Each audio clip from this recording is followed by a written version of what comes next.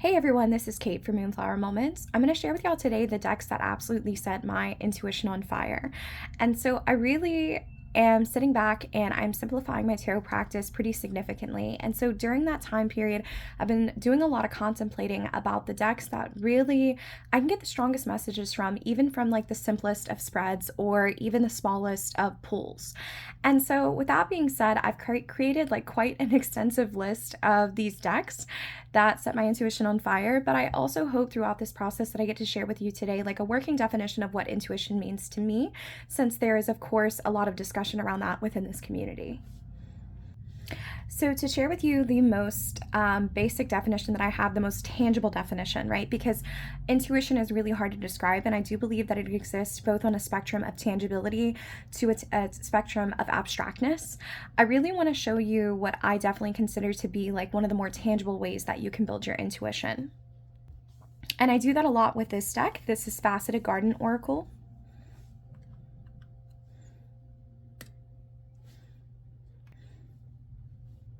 So I'm a massive fan of the garden, as y'all know. I definitely post a lot about that both on here on my stream, but also on Instagram. And I really do find that this deck in particular, which is the Faceted Garden Oracle, really definitely sets my intuition on fire. So I think that for a working definition, one that is very tangible, one that is not very abstract, essentially intuition is a well that we can pull from. And I do believe that the deeper our knowledge base, the deeper that well is. That's why I believe that it's important to study tarot, to build in those layers, to bring in esoterica, to study all of the related studies such as astrology and numerology, and to really dive into all of the layers, because I do believe that the more that you have available in your well to pull from, the deeper your messages can get. And I think that that is really exemplified with the Faceted Garden Oracle for me, because I am such a garden person. So to me, when I pull out a word such as lotus, I don't have any lotuses that are growing in my garden in particular, but I do grow a lot of plants that are located in the water that bring a lot of depth and a lot of beauty to its surroundings. And so one of the things that I happen to know about lotus that I can pull from that well of knowledge is that lotuses purify the environment that they're in. So this is a deck that sets my intuition on fire, so to speak, because when I think of this card, I definitely see, of course, the roots that are being brought down here, because I do think that is part of intuition, is listening to the card of what sticks out to us and thinking how, based off of the lotus's ability to really dig these roots down, it is setting roots in an environment which is typically pretty murky and pretty unsettled and a little bit swampy, but in it can actually purify the environment and bring so much more joy and life. And so this is a deck that is primarily so useful to me because it allows me to tap on that well of knowledge that I have about the garden.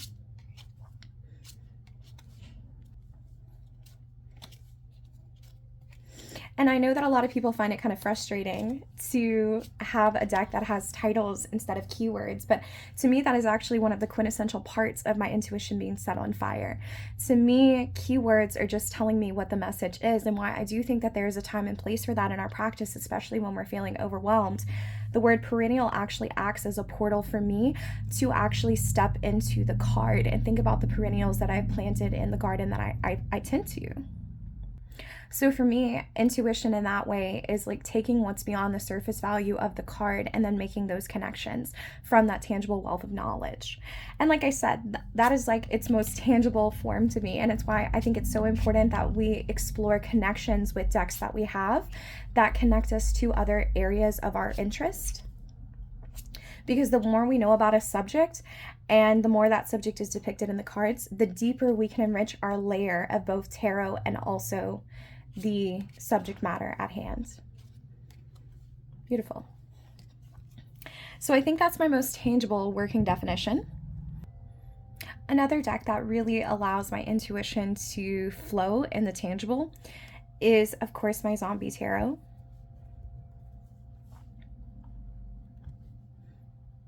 This is one of the most important decks that I own because it's the deck that I quintessentially go for interpersonal readings. And I'm going to claim that this is one of the decks that really absolutely sets my intuition on fire.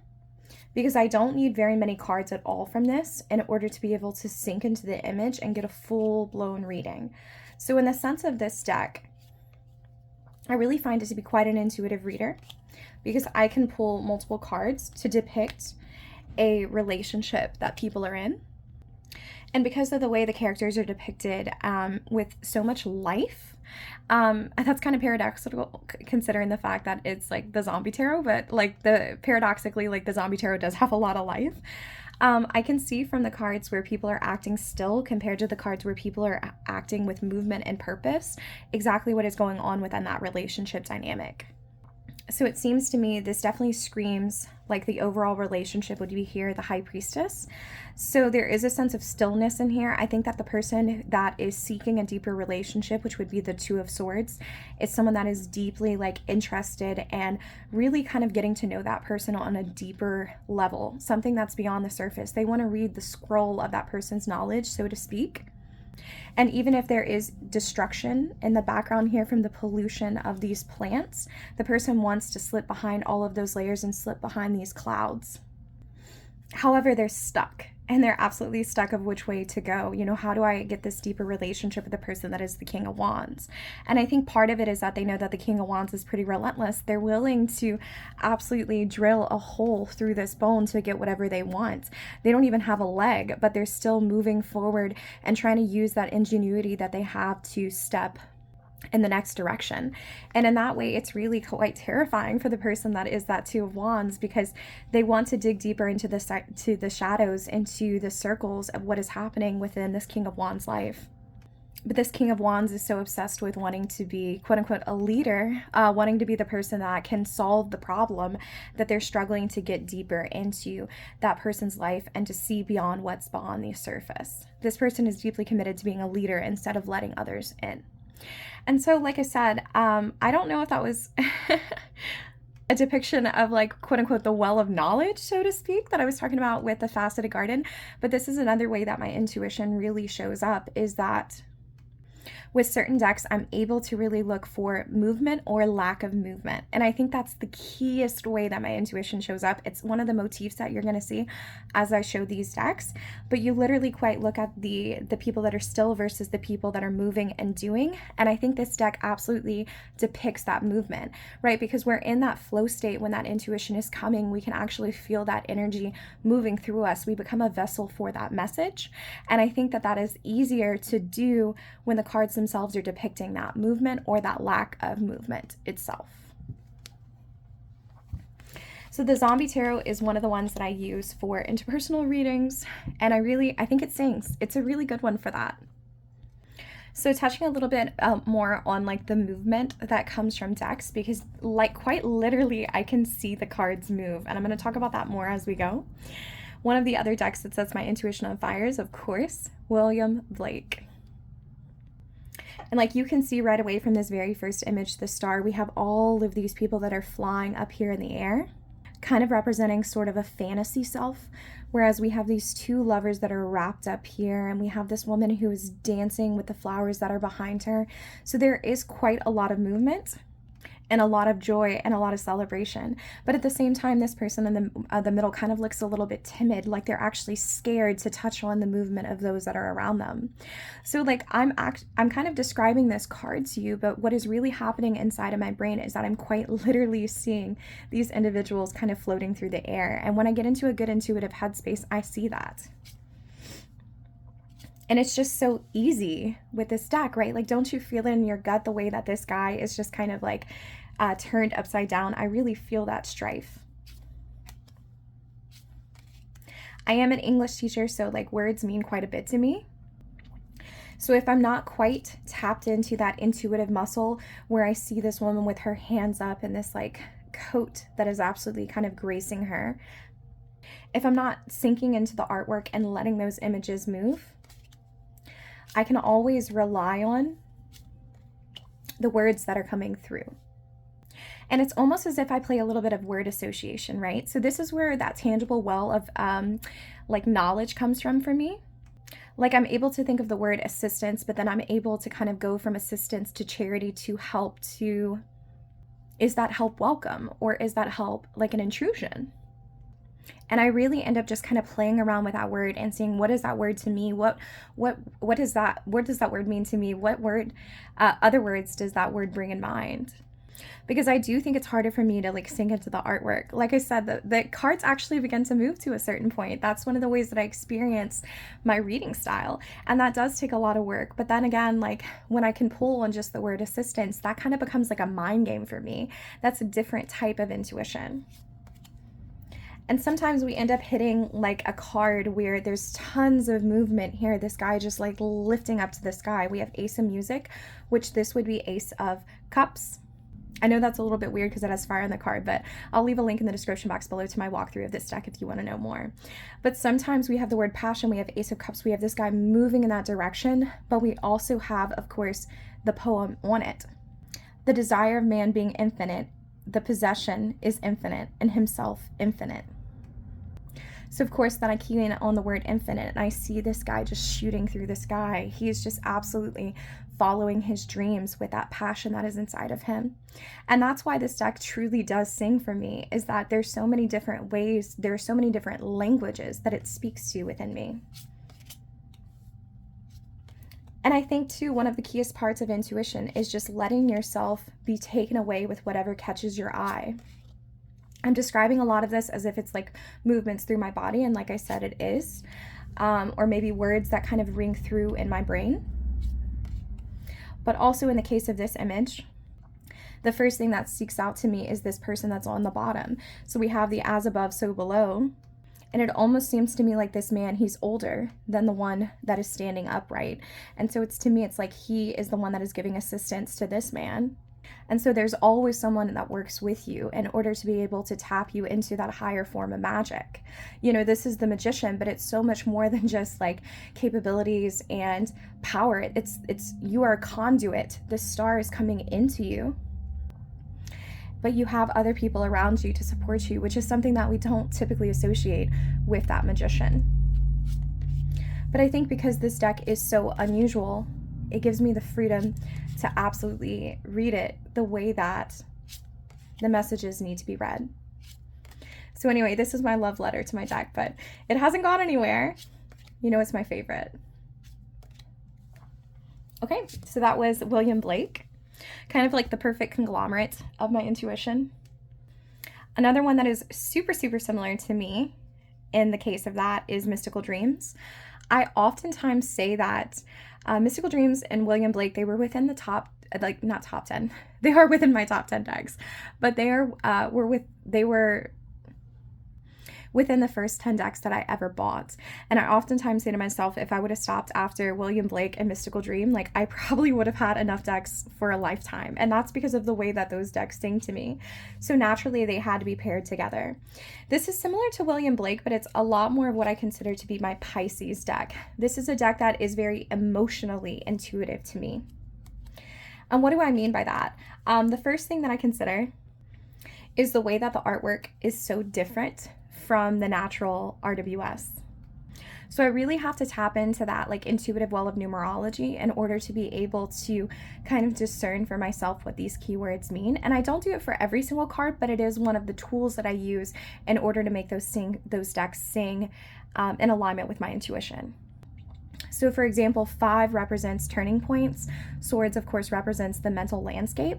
Typically, when I think of the 5 of Swords, I think of someone that is a perpetrator, someone that is a bully. I think of someone that is willingly inflicting defeat on another person. And if I'm reading an RWS deck, those are some of the rote meanings that I could possibly go by. But with this deck in particular, I think of like 5 being that turning point for that mental landscape. And so this person is actually teaching this other individual how to fish. And you can tell that this person is dressed like really nicely. They have like a suitcase, they have shoes on, whereas this person is much younger and they don't have shoes on it. So is this like an older brother that is teaching a younger brother how to fish before he goes off to work? What kind of feelings would that arise in you if you're someone who is passing on one of your favorite pastimes to your younger sibling because you no longer have the time to engage in that? And so I always kind of bring this deck back to feelings. Perhaps on a surface level, it's because of the blue. Perhaps it's because of the way that the water just kind of like rushes through this deck. but it is one that really shines for me in a way that is the perfect blend of like my intellect, but also like my emotional side. I pulled this card the other day, and the message essentially to me was, you're only going to feel successful and victorious, because sometimes I do rope it back to RWS, if you are someone that is willing to climb into spaces where you've never been willing to go before. You're willing to demand to take up room in ways that you have never done so before. And that's, of course, going back to the layering. I used a traditional like RWS rote meaning, but I tied it back to what am I seeing here in this artwork.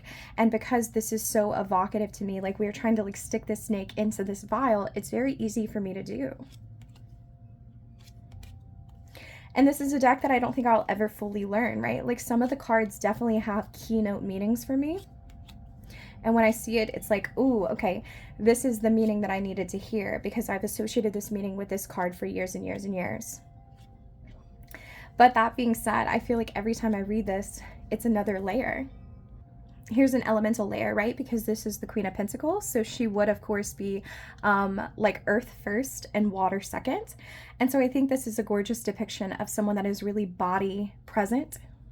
And I do know that this is meant to be like a depiction of, I guess like a historical character, historical goddess. Like, I don't remember the name of it off the top of my head, but if you do, please let me know. But it's definitely someone that is very body present. But within that layer, there's that layer of like receptivity to what's around her. Like she's very tuned in to both herself, her vessel, her body, but also the waves of what goes around her. And so I love, love, love the way that elements are depicted in this deck. I think it's one of the best decks in the world for depicting elements. And so I know when this deck calls to me like, hey, you need to use mystical dreams, it's because there's a particular thing that is depicted in this deck that nothing else has. Like Hierophant here, and we have this kind of like charlatan in the background. I don't know where charlatan came from, but I feel like it makes sense, right? It's a very shadowy deck if you let it be. All right, next is going to be one that I use in a very abstract, intuitive way. This is not tangible at all, but this is going to be my Golden Tarot of the Zar, or Golden Zar Tarot. And there's a couple different ways that I use this deck. The first one that I want to share with you is that I definitely sink into the artwork in this deck in a very guttural, receptive way. So because I kind of have to squint a little bit for the minors to see what the heck is going on, it makes me read this deck a lot more slowly. So this is Seven of Swords, for example. And the first thing that I see is, of course, the layout of these swords. We have like one going this way, one going this way, another going this way. The swords are kind of locked into this gridlock. And so I'm definitely getting a sense of that gridlocked feeling inside of my gut, because this is a very emotive deck for me too. Like you can feel those swords just kind of gripped together in a way where they're not budging, they're not moving. And that kind of like lostness, that kind of sense of desperation is the reason that this person is peeking behind this curtain.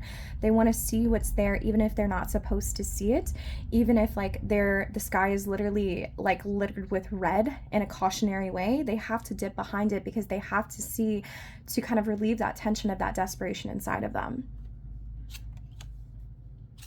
So I can read this one kind of like intuitively in that kind of way. But one of the craziest ways that I actually do this, and I would actually like to do this on camera, so let's see if we can do it, is what I do. And I'm going to shuffle this probably pretty badly on camera, but I don't want y'all to think I'm cheating. And hopefully this doesn't come off like too magic tricky, because this is something I regularly do in my practice. All right, I'm going to take that card. What I will do is I will actually sense the back of the card to kind of feel the language of what is being conveyed to me. So like I can usually like run my hand over the top and I can feel a pulsing. Actually, I kind of feel like a bump right here. I know that kind of sounds crazy, but like to me, there feels like there's like a bump here. There's something like pulsing. So I think that this is like the center of the image. And it's like I can feel my heart actually race while I'm doing that. I don't know if that's because I'm doing it on camera, but I can feel like a racing heart. And so what I do is like I usually fill this with my left hand, and with my right hand I actually write down the message. And the heartbeat's kind of like subdued a little bit. Let me feel it up here again. This kind of like is bringing to mind like sunlight, like a breaking through of kind of like a bird, kind of like an image. And then we have like a pulsing of a heart down here. So I record that and then I flip it over. And some of the times, like, the messages that I write, like, are scarily accurate. So for example, one time that I actually pulled like an image of like Jesus coming back to life, and I literally wrote the heartbeat was like starting up again. So sometimes they get scarily accurate. Other times, like, that message that is present in my body just from reading the back of the cards, like I said, there's like a bump here, is one that helps me to like reinforce my meaning. So in the case of this, it does make sense for like a beating heartbeat, not only because I did it on camera, but because of the fact that this is Adam and Eve being kicked out of like the Garden of Eden. So of course there is that anticipation of like, where are we going to go next? What exactly are we going to do? This is the Three of Swords. So of course this is a moment that is filled with like deep dread. And Eve actually like covers her breast here, just like Adam actually is covering his privates. In a message of shame. I was feeling like the bump right here, but she can actually look at her stomach. I don't know if that's just their depiction of a woman, but she actually looks pregnant. And so I would bring that into this particular image. I don't know if that's biblically accurate. Like I said, I didn't grow up with like a very strong Christian tradition, so hopefully this is not too much of a heresy. But I would bring in that concept because I think that like she's bringing birth to something there that is such a pregnant act, but they also are stepping into like that new world, away from that safeness that they know, that of course is something that is going to cause that heart racing. And then I don't know how the sun would pick up. I was really feeling like the sun, like in this corner of the image, which would be right here in this case. I do see, I guess this is like the hand of God pointing at them, but I really can't make I grew up Catholic. If you want to say like the Father, the Son, the Holy Ghost, you know, all in one, become one. But at the same time, like, I don't know, I was just picking up the sun here. I'm not sure how that relates, but at that same time, like, I still had the word bump, which made me notice her bump and notice like that fear and anticipation of moving forward that she would feel. So this takes a lot of time and a lot of work and a lot of effort for me. I'm going to show a few cards while I talk about this. Actually, I can feel myself getting a little bit woozy from just like that one reading. Not only because of course it's scary to read on camera, but also because like this is something that I have to tell myself, shut the fuck up and like listen to what's in front of you. But at the same time, like that's kind of a paradox in itself because you're telling yourself, shut up so you can listen to what's in front of you. But what's in front of you is coming from around you, but also within you. So I guess in that way, shut out the noise and just like tune into that crystal clear, being that conduit of that message that you need to receive or that you need to be the vessel to offer to someone else. So this was the golden tarot of the Zar, the golden Zar tarot. I never remember its name. It's not one that gets a lot of use because I pretty much only do that practice that I just showed you with this deck. But it is one of my deep intuitive readers. It's just one that, like, to me, it's so sacred and so special that it's how I use this deck. All right, so next I'm going to bring in one that's a little bit lighter, and this is going to be my Architect's Tarot. This is not one that I feel like an emotional, intuitive hit from, or even a body hit like the Zar Tarot. This is one that I really feel from a deeper perspective, like in my brain. So this is one that kind of like hits me intuitively in the analytical side of my brain. And I think that is a paradox, but I think it makes sense once I describe it. So this is a deck that kind of makes me reach backwards. What do I mean by that? I feel like every time I read with this deck, I pull a card and my brain automatically, I can feel my eyes kind of like roll to the back of my head, like kind of looking up. You know, when you're trying to remember a particular detail, how you can remember, like you can feel your eyes kind of looking backwards. That's kind of the experience that I have with this deck. And so it's almost as if like I get a quick like image, like a quick glance of the image. And then I find myself entering into my brain space and letting the message kind of sing to me there. Because all of the figures are so small in this message, this is a deck that really embodies space for me. So it's one of the very few decks that I kind of allow to be a conduit that allows me to go on a ride. So I'm not rooted, I'm not grounded, I'm not like digging into the cards in the way that I read other tarots. but instead I almost get a hit of this landscape, and I see myself existing within this landscape. So this would be the Nine of Pentacles. And I'm going to close my eyes right now and describe it. What I really see myself doing is kind of walking around this quote unquote garden, this quote unquote sanctuary, and inspecting everything that's around it, because the garden is significantly like more pared back than usual. One of the questions that I would have for a querent, if I were to pull this from a querent, is basically to ask them, like, what is keeping your garden from being like the messy, explosive self that it is? What is keeping your life from being like lived out loud? What is that sense of reserve that's going on there? And like that, all I kind of gathered, because I literally imagined in my head this person just walking around and like inspecting in a very analytical way what's in front of them. So in that way, this deck can be extremely confrontational. I would definitely soften my message if I were to give that to a client, for sure, because that was a very confrontational way of me wording it. But like I said, this is not a deck that is very emotive to me. This is a deck that's a bit callous and a little bit sharp. So in the case of this, we have this guy who is kind of drawing his sword in the sand behind like these other swords. So it instantly brings to mind, if I close my eyes, I really want to see what's behind this set. What is behind these set of swords? And so I might even pull like the card behind it.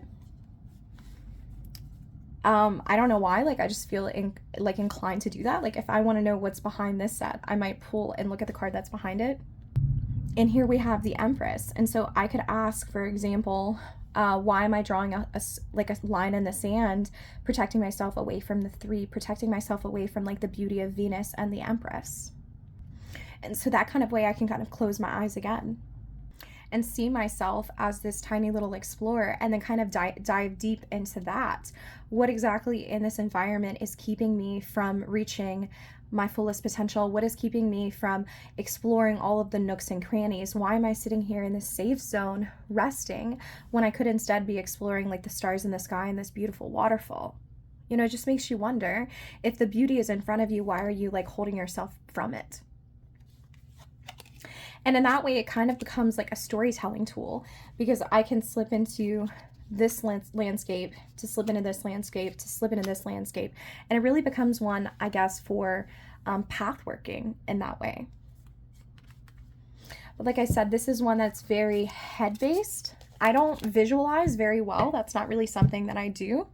But with that deck in particular, like, because the landscape is so barren, it does give me the chance to visualize. Because if something was like super, super busy, such as like William Blake, I can't visualize that in my head. I don't have strong like visual powers. But with something so barren, it's like, it gives me the space to explore what that landscape means for me, myself. All right, now I'm going to share one that definitely allows me to tap into like the portal of poetry.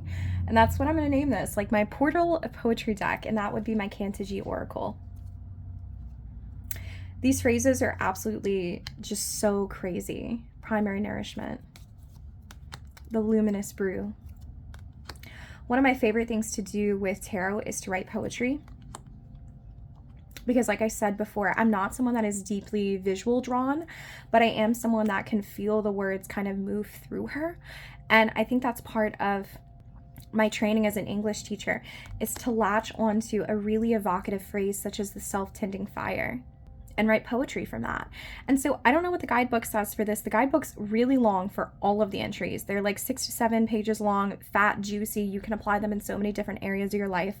And I do tend to step into the guidebook, but before I fell into listening to what that message is in the guidebook, I would sit back and write a poem from this.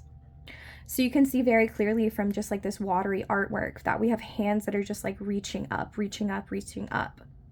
And that definitely brings to mind like a sense of kind of like nervousness to me, a sense of kind of like freaking out to me, because as someone that is in a caregiving role all the time as a teacher, the demands can be quite difficult when you have so many hands raised, vying for your attention at once. But at the same time, like I do get so much from like tending to those children. And so it brings forth the concept of like, how can I make sure that their fire is self-tending? How can I give them what they need in order to be able to tend their own fires? And then like, while I don't like oftentimes like slip into writing poetry about work, I do like write a lot of poetry about like human connection. And I mean, I do feel like this kind of lends itself to that. Like, my purpose in life is to make sure that they can tend to their own fires, because I want them to be dependent on themselves primarily, but also recognize that when they need other people, it makes other people feel validated. And so it's not necessarily a bad thing. You're not necessarily a burden to other people when you need people to tend your fire. So it's an interesting concept. So like, I took this to work for whatever reason, but we can roll with that. The infinite web, I don't think that this one would be necessarily like work, though now that I'm thinking about work, that's where my mind is, of course, because I am sending forth like an infinite web of connections into this community. It is such a blessing to me to be able to teach siblings of those that I've taught before, and cousins, and like, I hope to work in this community for long enough to teach daughters and even granddaughters, and you know, sons and grandsons. And so it is that infinite web that draws you apart. So now that I'm thinking about work, that's where my mind is. But if I were to pull this card in the garden, I would definitely go and search for a spider, and just let this phrase be the exploratory way that I receive that message. You know, it's basically divination in its most like primal form. Here's a word, and that word represents that metaphor. And what does that metaphor of pollination mean to you? And it's similar to what I had said earlier about that faceted garden, because this is one that is rooted in ecology. And this is a language that I speak primarily, probably even more than I speak tarot. I'm able to look at a card that says your feet are the two fish, and really just sit in that groundedness of that web of knowledge that I have. And so it's both like an abstract way of experiencing intuition, and also a really tangible way of experiencing it. So the Cantigee Oracle. All right, next I would be really amiss if I did not discuss one of my favorite decks of all time. This is Story Through Stone by Sandera Quackenbush. So I've mentioned this before, but these are actually stones that Sandera's father had gathered through his lifetime. And when he passed away, these stones actually came into her possession. These are not painted pieces. They are representation of stones. And this is one of the decks that really sets my intuition on fire the most, because it's one of the ones that I sink into an absolute certainty. Sandera recently said on a podcast, I believe it was with Rachel White, that she believes like the power in these stones is their ability to slowly give you a message, right? Because these stones have been around for millions of years, and so they're in no particular rush to throw a message at your feet. But there is no guidebook for this. Like, Sandera does have some meetings included on her Substack, but I prefer to sit back and have my own relationship with these cards. And so this is a deck that really is similar to Mystical Dreams in the fact that it is so vastly different from any other deck of cards that I use for divination, that it really kind of shuts off my logical, analytical mind, and really forces me to look at what's in front of me and note the thing that most catches my eye. So in the case here, I have like this strike of lightning that is coming through, but there's also what appears like to me to be this cluster right here of almost a tree. And so to me, this image brings up like a large sense of like trepidation, because it looks like this lightning is hitting directly on this tree, or at the very least the trees that are above it. So is there about to be a fire? Is that why like this grass is already like set aflame in this orange color?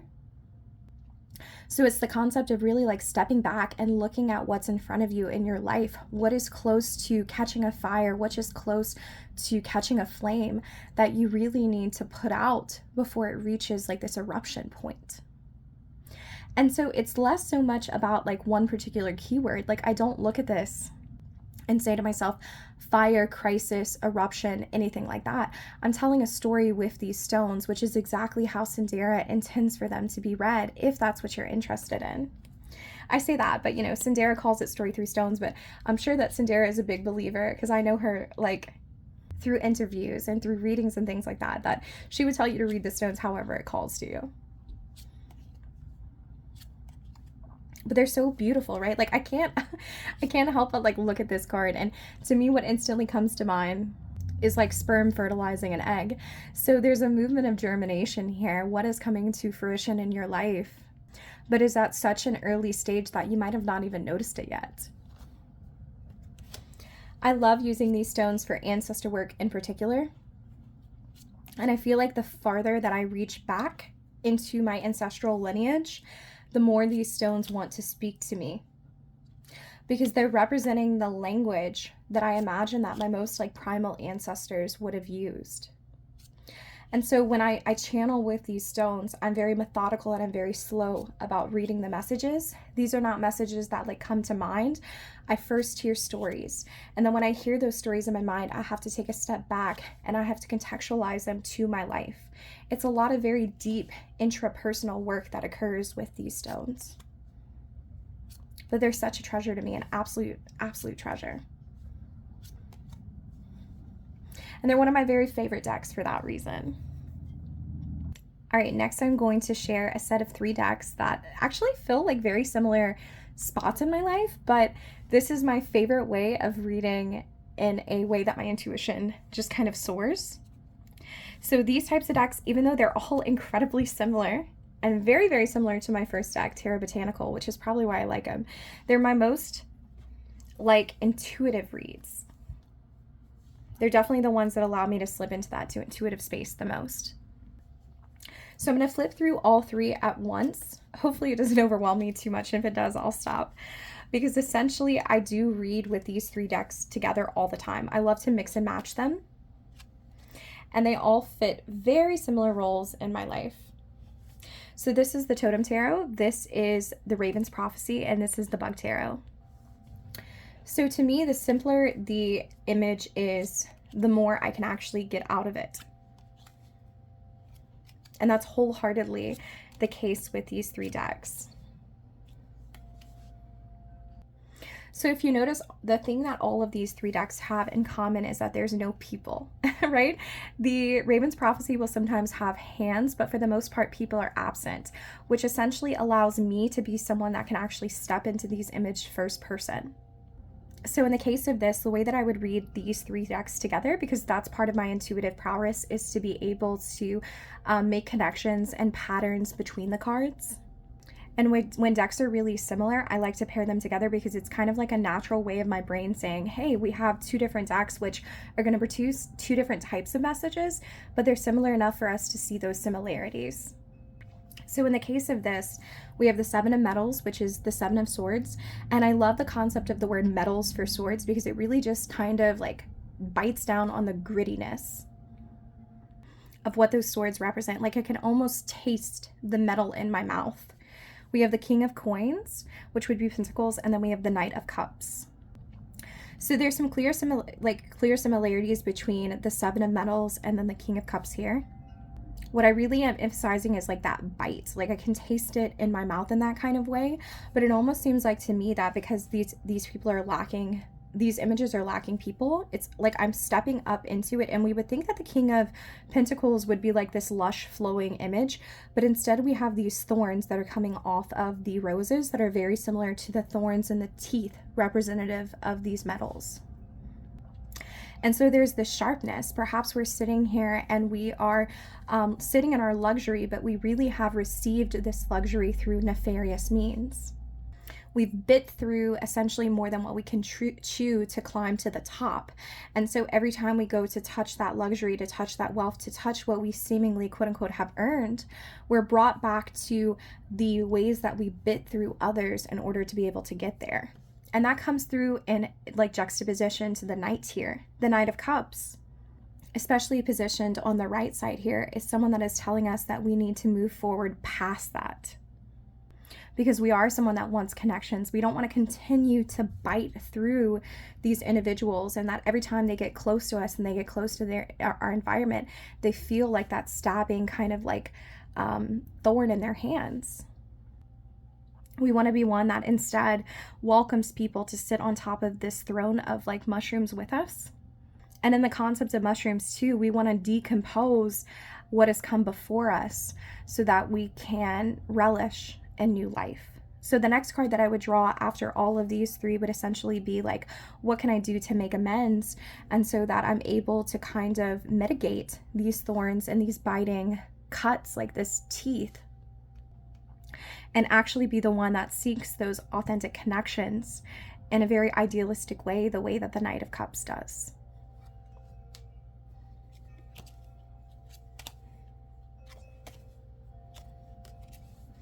But I really, truly try to sink into the images as best as I can with this, right? Like, I won't do another full reading per se, but we have the Four of Trees here, which would be the Four of Wands. And here we've built this box, we've built this platform for us to engage with our life.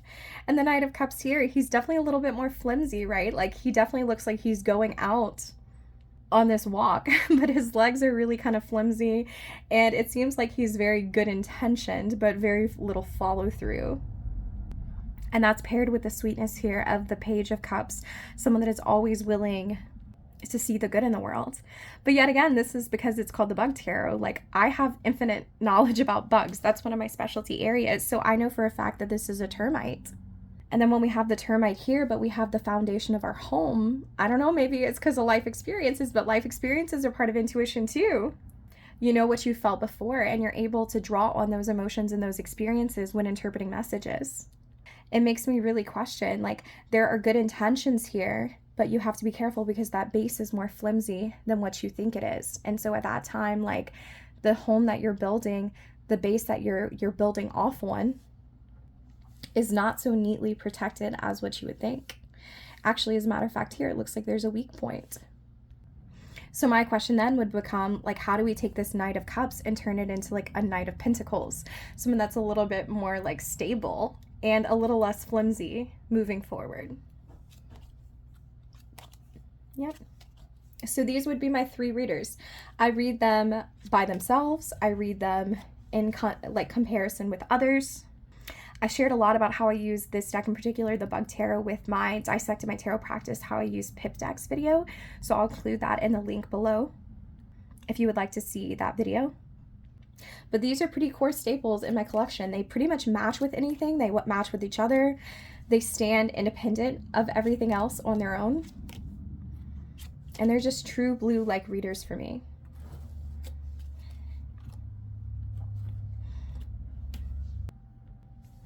And I think that all those decks really have their basis and their home in my collection because of this one, Terra Botanical.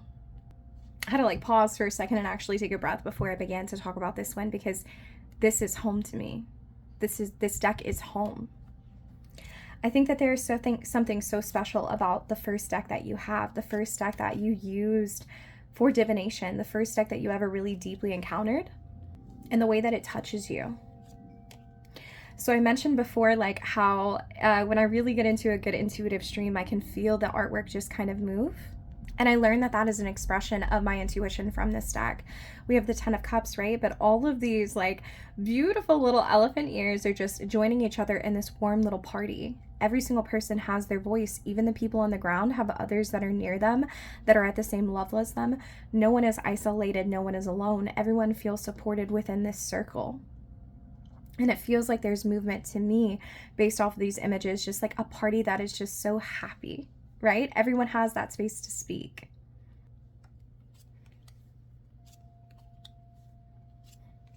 But at the same time, this deck also speaks to me because it taps into that deep well of knowledge, like I had said before.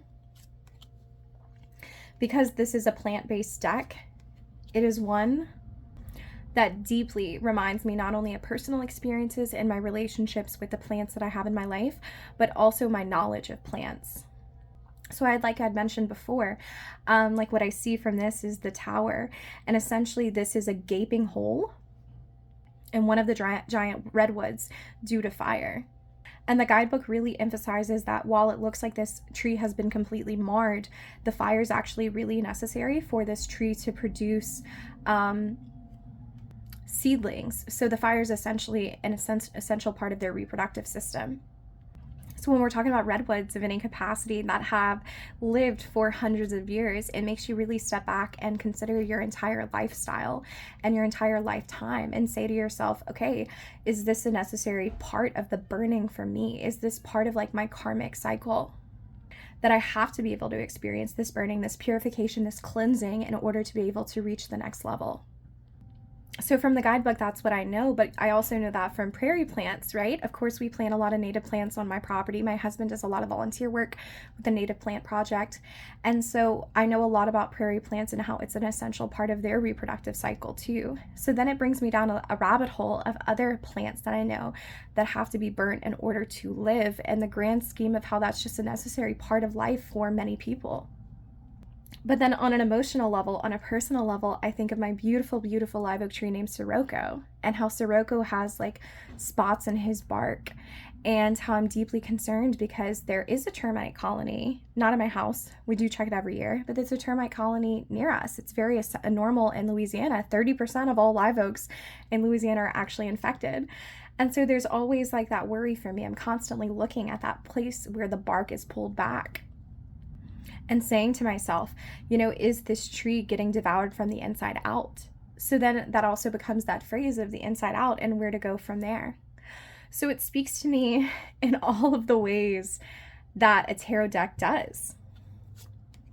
And it is because of this deck that I perhaps know of the ways that the other decks speak to me, and I'm able to engage with them because this is the deck that allowed me to really fine-tune that intuitive muscle. This is 3 years, actually over 3 years, it's almost 3.5 years of steady, consistent practice with this deck. And so, yeah, I know that like this is sea grapes, but I also know beyond the sea grapes, this to me looks like a beating heart. And so to the Queen of Pentacles, the care that she offers other people within her community, because sea grapes form large colonies, is her beating heart. And I know when I need to sit down and like read with this deck, that I need to read with it because of the relationships that I've built with it. And though I tend to think of intuition, like I said, in that more tangible aspect of like that well of knowledge, and I guess the way I'm describing this deck, it's definitely like falling into that realm of knowledge. I don't want to discredit that as a part of intuition, because intuition is all of it. It's not just like us sitting down and reading the messages as they come to us, but it's also us sitting down and like shutting up and asking ourselves, what deck is calling to me today? And trusting. That is the most like in tune part of my intuitive process to me, is like sometimes I'll sit down and I'll want to grab a deck that I haven't seen in 6 months. I did that today with Animal and Botanical. I hadn't pulled it out in about 6 months. And I said, oh my God, I have to read with this deck. And seeing and recognizing that that's why so many of us have different decks, is because the cards begin to represent like specific sentences and thoughts and ideas and concepts for us. And so I know when I need to read with Terra, I do work with it in an active, intuitive way. I can see all of these petals kind of waving the wind. I can remember all of the years that my dad grew sunflowers for me, because I told him one time it was my favorite flower. And even though I've moved out, my dad still grows sunflowers for me. And how that nurtures that inner child within me that is oftentimes depicted in the sunflower. It touches on that emotional basis. But also this is a relationship that I've built with this deck to be able to let that intuition soar. It's all part of it. So anyway, I can show you the whole deck. Y'all know this is one of my favorites. But I have been here for 50 minutes. So I think I'll go ahead and wrap it up. So in this video, I definitely hope that I showed you kind of like a range of the different ways that my intuition comes to be. Well, I don't think necessarily that we need decks to bring out our intuition. All of us have intuition. All of us just need to be called to pay attention to the signs that are around us, to pay attention to the signs that are in us. Tarot is the way that I most accurately and like consistently respect and work within my intuition. So I really hope that all of y'all, I hope that all of you are having a good day.